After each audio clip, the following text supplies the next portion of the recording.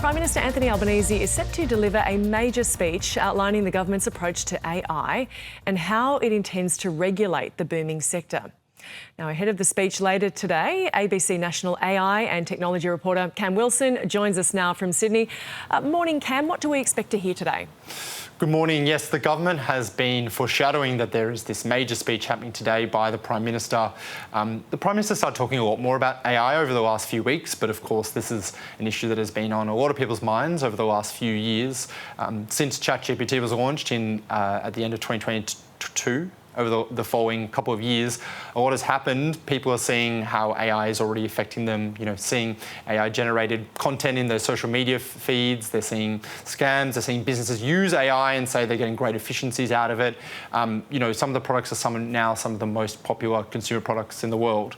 So this is all happening. Last year, the government announced a national AI plan, which gave the responsibility of regulating AI to all the different government departments rather than having a centralised approach.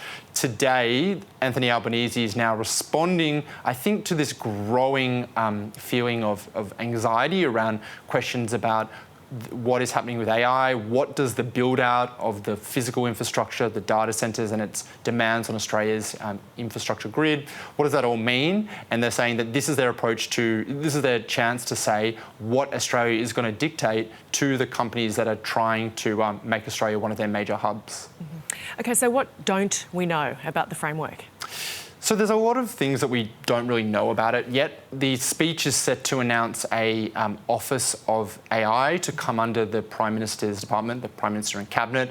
That is a kind of, it's a unit of people, and the point of it is to coordinate all these different government departments as they respond to AI, trying to get the benefits of it while mitigating the risks.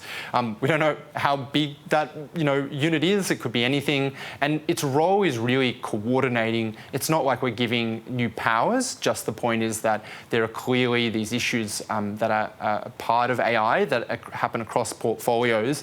For example, when you build a data centre, you might want to build it because you say, well, that's great for the Australian industry, but you also got to consider the environmental impact or the questions about the electricity in the grid. So clearly it's one of these things where you can't just leave it up to each individual department to deal with.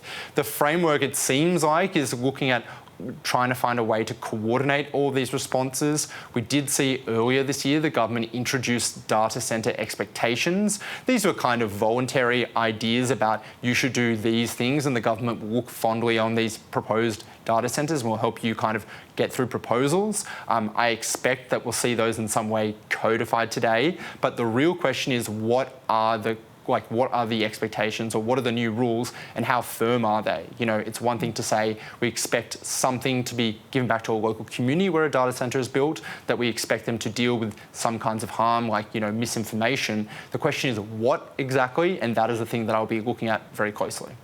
And Cam, what happens next? Well, the speech happens today. We still don't know a lot of the details, and so we're looking for those kinds of information. From here, there are still a lot of big decisions that need to be made. And while, it is clearly something that the government says that they can't just let everyone, in the government figure out by themselves in their own little silos, they've got to coordinate. There are still a lot of big, tough decisions that need to be made. One of the biggest ones is copyright. As many people would know, many major AI products are based off a corpus of an enormous amount of information that was taken without permission, usually infringing copyright. These companies now are increasingly saying that they would pay for these kind of use of these this copyright material, but they're saying that logistically it's too hard. Rights holders, the people representing the people whose work has often been taken, say that's not really true. That is a big, tough decision that the government is not making today. They've made very clear they won't be doing something about that.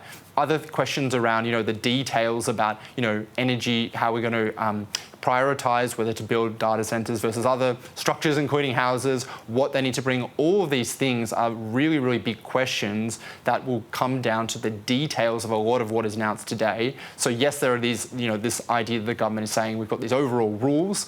It just depends on how they are enforced. And so that will be the thing that comes out of this. How are they going to actually set the rules and enforce them? That's what we'll be paying attention to.